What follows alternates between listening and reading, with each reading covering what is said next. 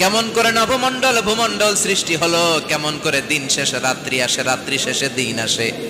ওইটা যদি এমনি এমনি না হয়, মহাবিশ্বের এই সুন্দর বসুন্ধরার সব কিছু কেমন করে এমনি এমনি হয়? নাস্তিক কয়, হায় হায়, আসলে তো আমি একটা উল্লুক্কা পাঠা, আসলেই তো আমি হাদারাম, এইভাবে তো ভেবে দেখি নাই, আসলে তো এগুলো এমনি এমনি হয় না। Someone is controlling everything in the world. একজন মহা শক্তিধর, মহা ব্যবস্থাপক, সব ব্যবস্থাপকদের বড় ব্যবস্থাপক চিৎকার করে বলেন, তিনি কে?